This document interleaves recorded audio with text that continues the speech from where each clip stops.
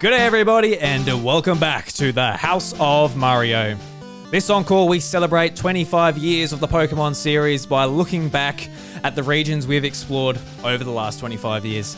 There's been some wonderful places, sense of discovery, and some really cool Pokemon to discover. So naturally, for episode 1, we're going back to the Kanto region, the region that started it all in 1996 with Pokemon Red and Green in Japan. It's just, wow, I can't believe it's 25 years, and in some ways it's kind of not that old, but in other ways it is a little bit old. I don't know, I'm older than Pokemon, and I don't know, I don't feel that old just yet. I'm approaching my 30s, I'm 26, so I've got a year on Pokemon. Pokemon's been a lot more successful than me though, you know what I mean? So, I don't know, maybe I shouldn't compare myself that closely. I don't know. But an interesting way I thought we could go through the Pokemon series is go through a lot of the music that accompanied each game. Junichi Masuda, the composer for the first like 5 generations of Pokemon until he became the producer at Game Freak, really did make some excellent music. And even dating back to the very first games of Pokemon Red and Blue, the music is just absolutely phenomenal. I think it just... all of us hold so much nostalgia for it. It's just absolutely unreal. Just how many locations and that we can remember just with a simple theme.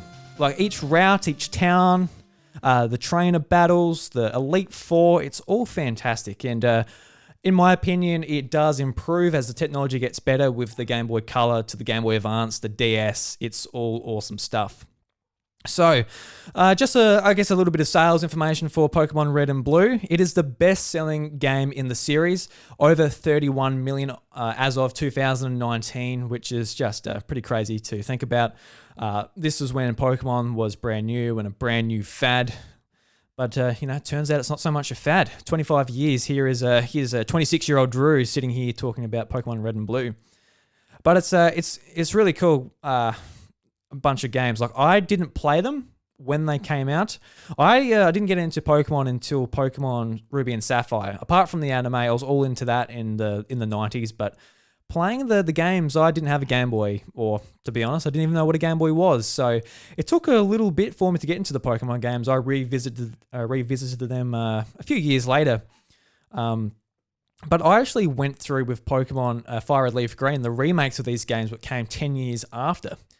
So when I did go back to these, it was I did appreciate sort of where the series have come from, just the artwork, the music, and it all just set such a wonderful base ground for where Pokemon would go, including just the characters, the Pokemon themselves, the music, and everything. So let's jump into it. So the very first town you go to is called Pallet Town. I think we all know Pallet Town. And we all are very familiar with starting a brand new save file and going to Pallet Town. There's not too much to Pallet Town. There's only a couple of houses. There's not too much going on. But as soon as we get sort of control of our character, we go straight up. Because if we go down, we run into the sea and we can't surf, we can't surfboard, we can't swim, we can't do anything like that. So we go straight up. And that's when we meet Professor Oak. And Professor Oak is a big sort of character in this game. It's the character that gives you the Pokedex. He just gives you your very first starter Pokemon. He's always checking up on you. Throughout the game, there's multiple assistants that you actually run into, and you've got to have a certain amount of Pokemon, and they give you certain things, which was always very useful, might I add. You just greeted by the scientist, and thank you very much. Sometimes, if you're not really into completing your Pokedex though, maybe you won't get the items. If you just stick to your team of 6, you might be buggered, so you might miss out.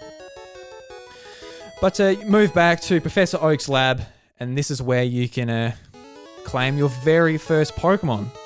Personally, for me, when I first went through Fire Red, and basically, if I had to choose one in real life, it might be a bit of a boring answer, but it's definitely Charmander. Charmander is one of my favourite Pokemon.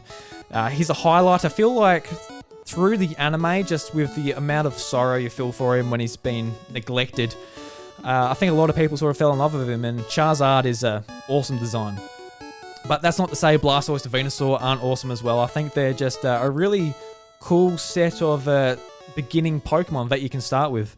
And it's sort of, I don't know, with the generations that came after, I don't know if that was a bit lost or not. Like, I don't know if any other generations had just the sheer amount of power and coolness that some of these Pokemon had. But, yeah, so Charmander was definitely my pick as well.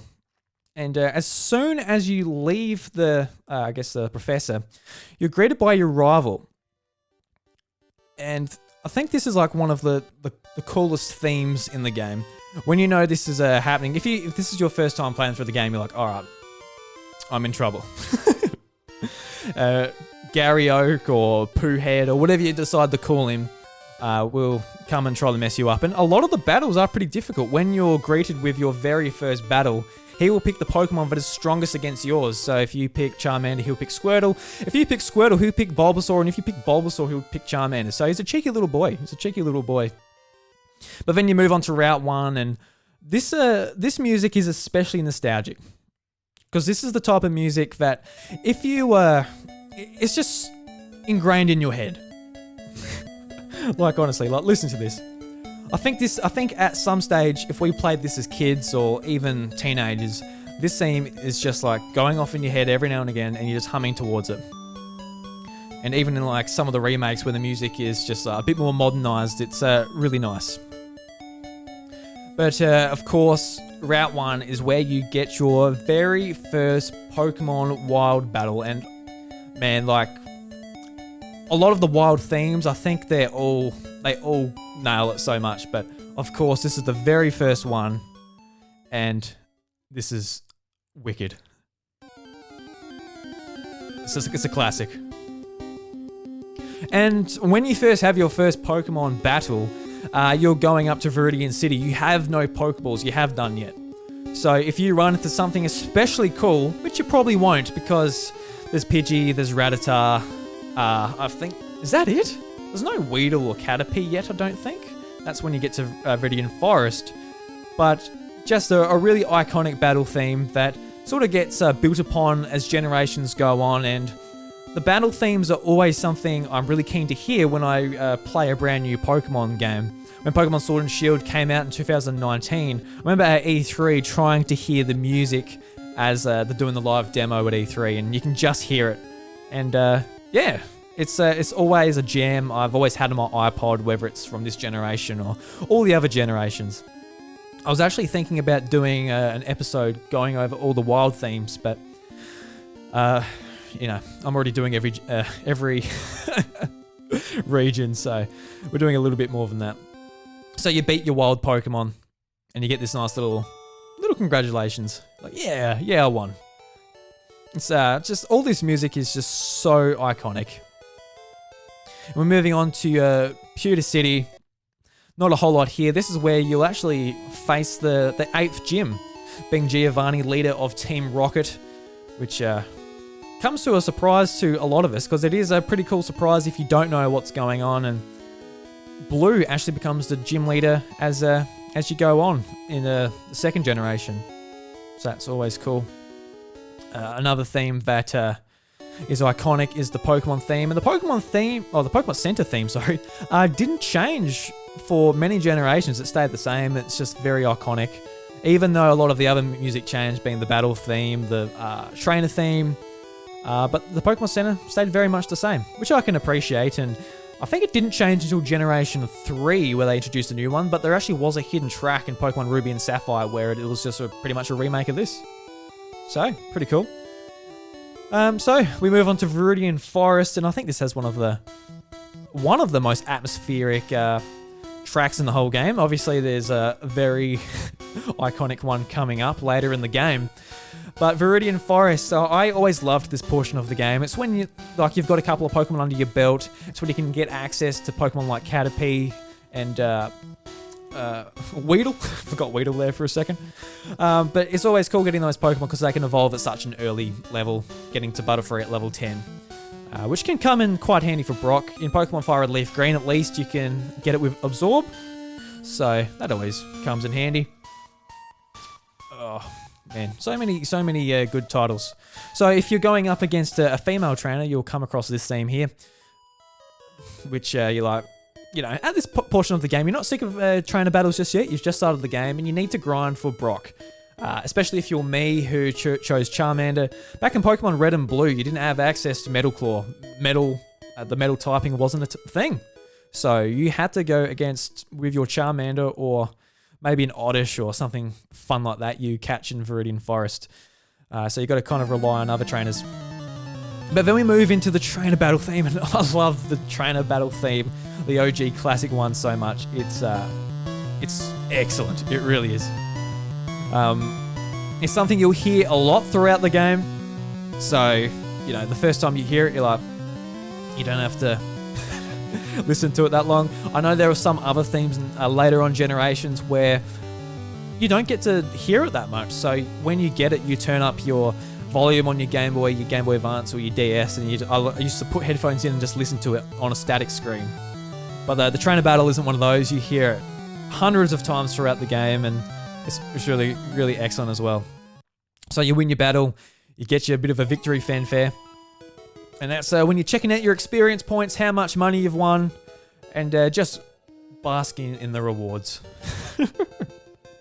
Moving on to Mount Moon. This was Mount Moon's always like a bit of a tedious section. If you don't know where you're going, there's like ladders and all of that, and it's your first encounter with Team Rocket in there, and you're wondering, what are these thieves up to? What are these cheeky boys? And if you're playing Pokemon Yellow, you also get to encounter Jesse and James. And one of the, pivotal moments, the choices you get to make in the game as well, is what fossil you're going to choose. You're going to choose Omanite or Kabuto. I always personally liked Omanite, but Kabutops is really cool too. So whatever choice you make, I'm sure you'll enjoy it. It kind of sucks that you have to wait all the way into Cinnabar to get it restored. And in those games, it got restored at level 5, so there was like no chance of using it, which really sucked. I feel like maybe they should have just let you go straight back to the museum in Pewter City to redo it, so you could actually use it. I think that would have been a lot better, because what's the point of doing it at the second to last gym? Like, I feel like maybe that was a bit of an oversight, or don't know why they made you wait so late. It would have been like maybe a bit of a reason to make you backtrack or whatever, but whatever the reason, what are you going to do? You move on to Route 4, which is... all the route music in this is just so iconic, I feel like. And every now and again, you just find yourself whistling it as you're going for a walk or something. Absolutely excellent. And actually, one of my favourite cities. You're moving on to Cerulean City, the home of Misty's gym, the water-type gym, and there's a lot going on here, so... You can either go and verse Misty straight away, or you can go up to Nugget Bridge and go along to Bill's house, and you find out Bill has turned into a Pokemon, and you're like, Bill, why have you turned yourself into a Pokemon? It turns out he was trying to experiment with his box system. He is the man behind the Pokemon boxes, which you deposit your Pokemon in, so a very important man throughout the whole series. There's been other people that say that they've made it, say in the Hoenn region and stuff, but Bill is the OG man. He's the OG man, and he turned to a Clefairy one day, and I don't know, that's a bit embarrassing. I feel a little bit sorry for the poor man. But doing all that, versing Team Rocket on Nugget Bridge, asking if you want to be a part of Team Rocket, and it's one of those parts of the game where it's like, yes, I would like to be a part of Team Rocket. That would be fun. But they don't let you say no. Oh, yes, they don't let you say no. Yes, God. Get my... What's yes or no, But that's one of the cool parts of the game too, and it was also part of your, second rival battle, which holds a lot of weight, I feel like. But this is when I would usually do all that stuff before versing the gym. So versing Misty's gym it's usually pretty easy. Even if you do have a Charmander, you usually have a grass type or something like that. If you got Pokemon Yellow,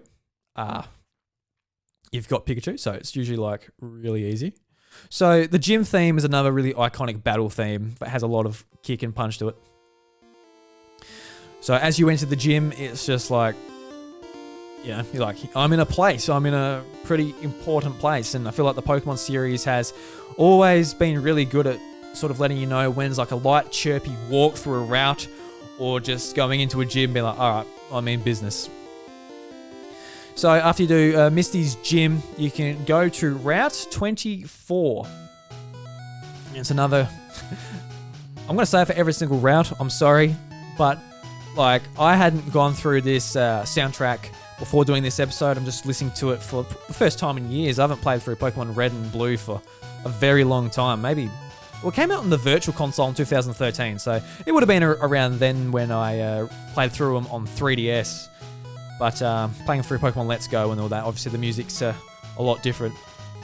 But even then, like, just the remix music they did in Pokemon Fire Red Leaf Green and, Pokemon Let's Go, just really, really nostalgic. And, like, all Pokemon music's really nostalgic for me until, like, honestly, Generation 8. That's because it's like, it came out a bit over a year ago. But even then, like, the music is fantastic, and that's going to be a theme if you keep listening to these episodes and go through it. So we got Jigglypuff's song, where you can, I think if you click on a Jigglypuff in one of the Pokemon Centers, it plays the song. Then we move on to Vermilion City. Vermilion City. Jesus. So yeah. This isn't a theme so much that sticks out to me, but maybe some of the city music isn't so iconic compared to the routes for me. I'm not sure if that's the same for you guys listening at home, but yeah. But I think Vermilion City, usually when you get there, you run straight through it and you're like, all right, I'm going to the SSN. And the SSN has a very, very sort of nostalgic, different tone as well. It's one of those themes you only hear once in the game. Once you go onto the SSN, you do your thing, you get off. The SSN ships off.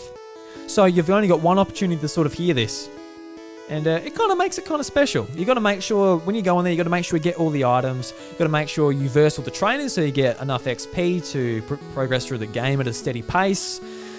And it's just a really, really cool place. I don't know how many Pokemon games since have had an area that sort of disappears afterwards. And I don't know if that's a good thing or a bad thing necessarily. I know games that lock off areas once the certain progress in the story has been made. I don't know if that's necessarily a good thing. That's kind of annoying actually, but it did make this place a bit more special, not being able to go back there. That's how I felt anyway. But having a rival battle on there, that was one of the harder rival battles I remember as a kid. Having to like save there, like, all right, I've got to make sure I beat him because he kicks my ass. Also in Vermilion City, you'll verse Lieutenant Surge, one of the, I don't know, he wasn't one of the more difficult trainers. Like the gyms at the start were a bit harder, but if you have the right Pokemon, you're right. If you had a Squirtle though, of course, you're gonna have a bit of a hard time. So moving on to Route 11. Route 11, another iconic Pokemon theme song. As you go into it, it's like, all these routes are just so well done. That's all I've got to say about them all. But as you go along Route 11, if you keep going through and you go through the little checkpoint area, you'll come onto sort of the docks area near the sea, and you'll be blocked by a Snorlax. And there's only 2 Snorlax in the game. There is one right here, and there's one in another area we'll get to. But this is the main one that halts your progress and makes you sort of dial back and like figure out where you got to go, because a lot of people just sort of go through and go, all right, can't go through here. But it's actually the Poké Flute that you need later on in the game. And the Poké Flute, a very iconic key item in the game to go along with your bicycle, which I didn't actually talk about, but I dare say the bicycle theme will be coming up in here. So there's the Poké Flute. That's a little song you play, wakes up the Snorlax for whatever reason. And right here we've got the male trainer theme, which is another very iconic theme from Pokemon Red and Blue. Sounds good. Yeah. But here's one that I've been really looking forward to getting into. So the Pokemon Gym Battle. So another one right up there. It is iconic. And this is also the Elite Four theme for the games too. Because like, I guess there was only so much memory on the Game Boy cartridge where they couldn't fit just like themes for every single trainer, every single type of thing. So they did double up on a few things, including Pokemon Cries that is pretty notorious with like Rhydon and Charizard, and a lot of Pokemon sharing pretty similar cries. But this theme is absolutely amazing. I listened to this sort of song remixed by artists in the Pokemon community a lot, and it got even improved on with remakes of the games going into the future. So, absolutely awesome theme. And like, with these themes in the Pokemon universe, you just know that you're really going against someone strong and powerful. That's how I feel anyway. But of course, you eventually win. Like, you're the Pokemon Master, you're going to get there eventually. So this is like your little victory screen. Congratulations, everybody. Well done. Well done. And here I am with the cycling theme. So the cycling theme, I don't know about you guys, but like, it's happy enough, it sounds fun. But in games like going beyond this, I honestly got sick of the bike theme. I'm like, all right, I've had enough. And sometimes it actually made me not want to ride the bike. Like, I've had enough. I want to hear like all of this music. But if you ever go on a bike in one of these routes or whatever, that music disappears and this comes on. And like, when you hear it enough, you get sick of it. So, don't know. It's one of the themes I would give, honestly, I'm going to give it a thumbs down. I've got to say that at least some of the music in this game's whatever, It's too happy. I can't be this happy. I've got to be on an epic adventure. It's way too happy. But once you get to Lavender Town, this is the music you sort of accompanied by once you get out of a rock tunnel, which is a real bastard rock tunnel. Rock tunnel's not much fun. It's like, it's that part of the game that sort of signifies, I guess, the middle part as you're moving sections from the beginning to the middle. But then you get out of there and you're greeted by Lavender Town. And man, this place is a dire place, and this is a very iconic theme. Even though this is on the Game Boy, it's produced by the chip by Junichi Masuda. This really has some weight. It's such a creepy song that plays throughout a lot of the town. And even when you go into the Pokemon Tower, it's very, very creepy. I think it just like nails the sort of darker tones of this place. So this is the Pokemon Tower. And this place is notorious as far as like Pokemon legend goes. So you actually meet your rival here. I guess I refer to him as Blue because I'm a big fan of the Pokemon manga. But he's showing rest to a Pokemon here that has seemingly passed away on his team, and a lot of people have put it together that the last time you see his Raticate was on the SSN, and that when you defeat his team and he doesn't have access to a Pokemon Center, that the Raticate actually died, and he's paying respects to that Raticate here at Lavender Town. And man, that's some heavy stuff for a Pokemon, and a lot of the story here with the Marowak and being the Cubone's mother, and how you've got to go and get the Sylph Scope to sort of uncover the ghost's true identity, and what Team Rocket is doing there. And it's just it is a very interesting portion of the game, which has very dark undertones compared to a lot of the rest of this game, and honestly the series. Like none of the mainline series has really touched on dark stuff like this. Like, it's gone bonkers with space and time in Diamond and Pearl, and it's done some weird stuff with the evil teams. But just like as a portion of the story to do with like one part of the town, like this story doesn't have anything to do with like the overarching game, but just as like a interesting place to go to, I think it's one of the most interesting places in the whole series. It's really cool. So you progress through there, and you get to Celadon City. And Celadon City, honestly, it's my favorite place in the Kanto region. I think it's honestly, it's probably like, I guess like the hub of the Kanto region. And going like, it's got the Pokemon, I forgot the name of it. I'm just gonna call it the Pokemon Mall, where there's plenty of shops to go to. There's a cafe and a restaurant down the bottom, which is a lot of fun to go to. I used to love going down there and checking out like the people's food. I know it's only like Sprite based. Even in later generations, like with Pokemon Let's Go and stuff, I just loved going there and getting, I don't know what it was. I think I associate like some part of Kanto with food, just with watching the Pokemon anime while I ate my lunch or whatever when I was a kid. So having that restaurant there was actually like a big highlight for me. There was nothing to do there. Like honestly, there's nothing there. Some guy just says, this pasta is tasty and you can talk to the chef, but that was one of my favorite buildings in the whole game. Like it's just a nothing place, but it kind of shows you how you sort of make your own story when you play through some of these games. But the game corner, trying to get enough coins for Porygon and a lot of the sort of rewards there. And obviously the grass gym as well.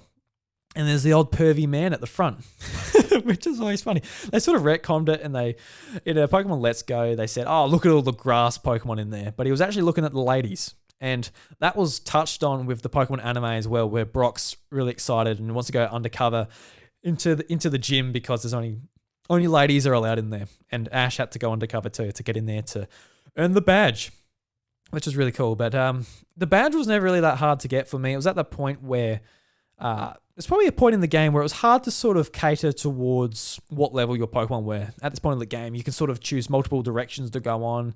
You can sort of choose where you want to go. And honestly, it's like my favorite part of the Generation 1 games in Kanto. You can sort of make your own decision where you want to go. You can just sort of have fun with it.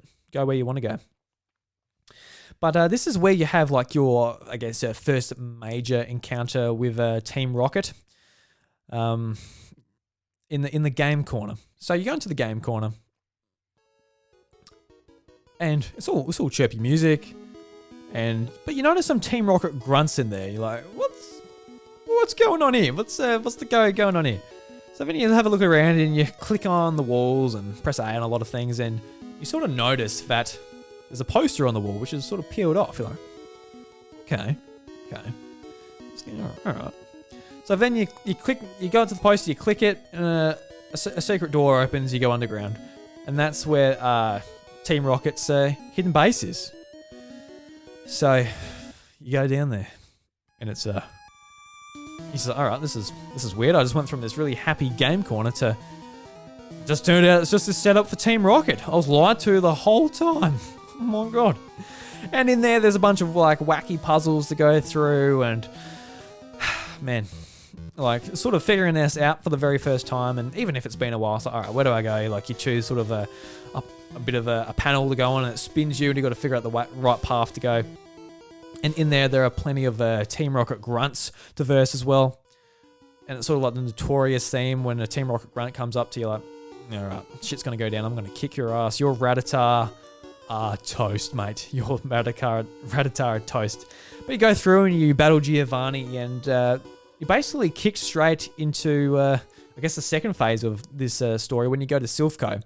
They've taken over Silphco to sort of take the Master Ball from the Silphco. Silphco created the Master Ball, which is a Pokeball that has a 100% catch rate. There's only one of them at the moment. And a lot of us save it for Mewtwo. Mewtwo's got a lot higher catch rate at the end of the game, but honestly, I guess you can throw it at anything. You can throw it at one of the legendary birds, or hell, I don't know. I don't even know what else you would use it on. You might want to use it on a Chansey or something in the Safari Zone, but you can only use Safari Balls and bait in there, so no good. But the first time I was in the Silphco, it took me a long time to get through it. Like there's lots of puzzles, going through warp puzzles, and lots of trainers to battle, people to free, scientists to battle. Like it's a really cool sort of place. And this is also where you get one of my favorite Pokemon in the Kanto region, which is Lapras. A scientist gives it to you and says, hey, I think it will have a better life with a trainer that it, explores, gets around, not just locked in a laboratory. So he gives you a Lapras, and it is a little bit, I guess, unfortunate because it is pretty late in the game. You've already got like your party pretty figured out. But I usually save a place for my Lapras, and around Celadon City is where I typically get my Porygon, my Lapras. I've already got my Charizard. Maybe I've got a Pidgeot or something. That's when my team is really coming together. So we're moving on to the surf theme, where you can finally surf. You can go back to Pallet Town, which is really cool, and you can like surf down to Cinnabar Island. Typically, I go to Fuchsia City to like surf. That's the route I go, but it's a lot more straight forward path if you go to Pallet Town. Which, I don't know why I don't go there, but that just happens to be where you usually get, where you are in Fuchsia City when you get surf and stuff. So, you eventually get to Cinnabar Island, and Cinnabar Island, you don't spend a whole lot of time there. It is cool that it's basically like a volcano with, it's like, why did you build here? But it makes a lot of sense. That's where the fire gym is. Oh, where did my music go? That's weird. But yeah, it's where the fire gym is and all of that, and you where's Blaine, the fire type gym leader, and that's where the Pokemon Mansion is as well. And this has like a really upbeat, pretty cool little theme. Like, you could do some pretty serious remixes with this, but ultimately you don't spend a whole lot of time here, but you do get a lot of cool lore about the legendary Pokemon Mew. And Mew is a Pokemon that was meant to be given out just by, I guess, mystery gift or just event type thing. He wasn't in the game, but we're all pretty clued on to the infamous sort of Nugget Bridge glitch and a few other glitches as well. But the Nugget Bridge glitch is probably the easiest to pull off, where you can make it appear at the end by doing various things. I actually can't remember. I pulled it off a few times before, but I actually can't remember what it was. I've got a Mew in Pokemon Home that's actually through manipulating that glitch. But it kind of hints that Ditto was failed Mewtwo like attempts. Like, they're trying to clone Mew, one of the most powerful Pokemon. They come up with Mewtwo, but all the Ditto that are in that mansion sort of come from failed Mew attempts, and you can sort of see that through the color pink, and just the only move that it has is Transform, which is basically Mew's base move. So a lot of cool trivia. You can there's plenty of books and stuff to read in there, but as a kid, you're like, yeah, whatever. But this isn't the theme I've actually touched on yet. This is pretty low down. So you got the evolution theme, and the evolution theme stayed pretty much the same throughout the whole series. It only got changed up a little bit of an extra note here and there, a little bit more oomph in the animation. But it's always exciting when you hear this. You know that your Pokemon's getting stronger and it's turning into something that's really going to be quite good for you in battle. So that was always a fun one. And once you defeat Giovanni for the very last time as a gym leader, you turn him good again. Team Rocket disbands. You go onto the Indigo Plateau. And the Indigo Plateau is where only the best trainers go. And once you go through all of the 8 gateways for each badge, it gets gated by each badge you have. You go onto the Pokemon League. You got to defeat the Elite Four and the Pokemon Champion. But who is the Pokemon Champion of the Kanto region? Well, we don't know because we're not yet there yet. But going through this area is it feels cool when you finally get here. You've done the whole game. You put hours into it. You've got a team that is ready to kick ass. And this music just really reinforces that it is time to go and kick some ass. I love it so much. But you get through the Elite Four, and you get to the champion. And, of course, the champion is none other than the rival that's been pestering us the whole time. It's been one step ahead of us. And, to be honest, it really grinds my gears, everyone. It really grinds my gears. So, the champion theme, one of the coolest themes. Like, even though this is on Game Boy, this song has so much epicness, and while remakes and remixes and that have sort of done a better job at making it feel grand and epic, this song is awesome. When you were versing Blue for the very last time, you know it's on, and you want to freaking crush this guy. He's always been one step ahead of you. He's always been saying, "Smell you later." Like, smell you later. You gotta be bloody serious. Are you telling me I stink? So you want to kick his ass. And even though he has the advantage with the starter Pokemon that is strong against yours, you just want to kill him. You want to kill him. Not so much kill him. That's a bit rough. It's a bit much. But if you're a real Pokemon master, if you have all the gym badges, and you eventually come out victorious. And this Hall of Fame music, it feels so good when you finally get it. And I think the Hall of Fame music, just in all the generations, really just encapsulates just how much of a journey sort of going through each region is. And it's special, man. And when you're hearing this music, you're seeing your team lined up with your trainer in the middle. And a lot of the time, for me at least, I can't talk for everyone, but you feel so proud of the Pokemon that you've trained throughout the region. You've picked your favorites most likely, and you've really put your heart and soul into them. And it's awesome seeing them triumph and being encapsulated in the Hall of Fame. And that's where the game ends. That's where the game ends. You go through the credits and the game's over.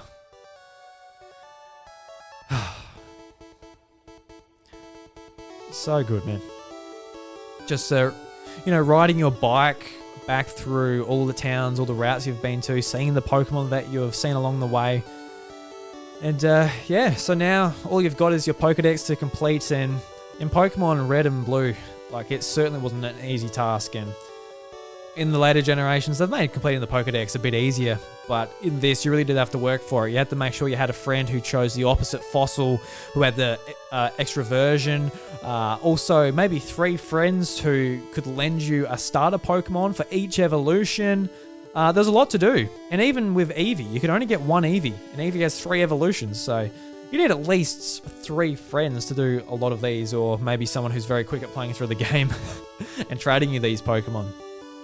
But this series started with these games, and I feel like, they're not perfect by any means of the imagination. The story, while I look back on it very fondly with nostalgia, it's pretty basic, but that's all it had to be. It had to be a story of starting off and, not necessarily having the advantage, but, with the power of your Pokemon and all of that trite stuff, you get through it.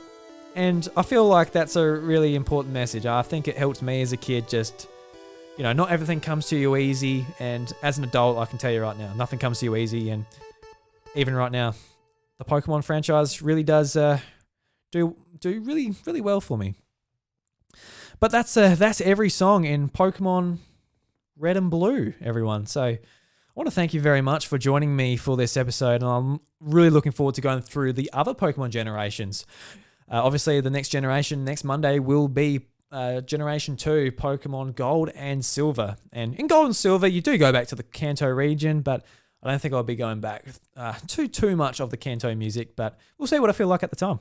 I actually got through this at not too bad, at 37 minutes, it's saying on my little counter there. But before we go, I've gone to PokemonCries.com, right? And we've got to try and guess the cries from Generation 1. And to be honest, I clicked on a couple of them. I've got no idea. So I'm going to play this theme, or this cry, sorry, and let's try and guess it together. So play the cry now. So we've got options here. So I'm going to make it a little bit easier. I'm not just going to let you try and guess off the bat. But we've got Seal, Sandslash, Venusaur, or Drowsy. And I honestly can't remember. I'm going to say Drowsy. So I'm going to click on that. I'm going to make it quick. I'm not going to sit here and ponder for 25 hours. So Drowsy. So the next one. Oh, so that's actually pretty hard because I believe it's Hypno. I think it's Hypno, but I think I've got Hypno, Psyduck, Dugtrio, and Pidgeot here.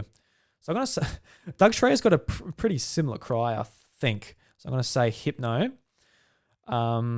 Next one.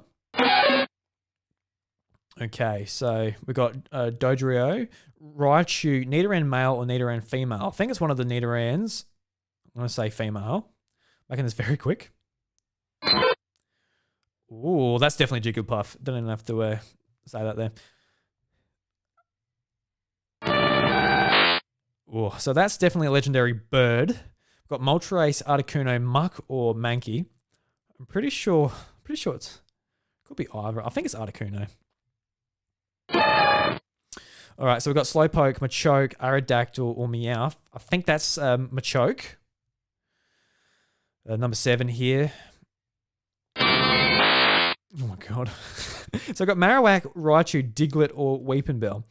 I'm sort of going towards Weepinbell here, but I think a lot of these share things as well. I'm going to say Weepinbell. Oh my god. So I've got Vileplume, Charmander, Hypno, or Squirtle. I think it's pretty sure it's Vileplume. Omanite, Wigglytuff, Geodude, or Poliwag. I think it's Omanite. All right, I think this one's pretty obvious too out of these lists here. So we got Grima, Magma, Seal, or Venonat. I think it's Magma. Okay, so I've got my results here. So we'll see how you guys went as well. So for question 1, it was Sandslash. Got that right. Question number 2 was Hypno. got that right. Question 3 was Nidoran female, so that's good years on me. Number 4 was Jigglypuff. Number 5 was Articuno, so I got the first ones right. Question 6 was Machoke, but then I failed question 7, which was Raichu, and I chose Weepinbell, so whoopsie doopsie. Question 8 was Vileplume. Question 9 was Omanite. Yeah, I chose that, didn't I? Yeah. And question 10 was it was actually Grimer. I thought that was a shoo-in actually. Wow. So I ended up with 7 out of 10. What did I get wrong then? I got Grimer wrong. I needed I needed Grimer. I needed Raichu. Oh, it wasn't Drowsy. Yeah, it was I didn't get Sandslash in the first one. Right, gotcha. It was Sandslash. Okay, so I got 3 wrong. So that's not too bad. So if you played along at home or in the car or whatever, let us know what you got. Hopefully you got more than me. I should get more. I'm meant to be a Pokemon Master, but here we are. I'm a Pokemon Master in my own heart anyway. Regardless, guys, thank you very much for joining me for this episode. I hope you enjoyed the rest of the Pokemon content we got here at the House of Mario Encore for February and March. We got 3 episodes a week going up. I hope you enjoy it. We got guests, we got topics, we got journeys throughout each region. I think it's going to be a lot of fun. If you like to follow me and the show, you can follow me at iDrew. You can follow the show at the House of Mario. If you enjoy this, we're a very small podcast, so every Apple iTunes review helps. Every subscription on youtube.com/iDrewby helps. And I think that's pretty much it. Just thank you very much. And the doors to the House of Mario Encore are closed. Catch you next time.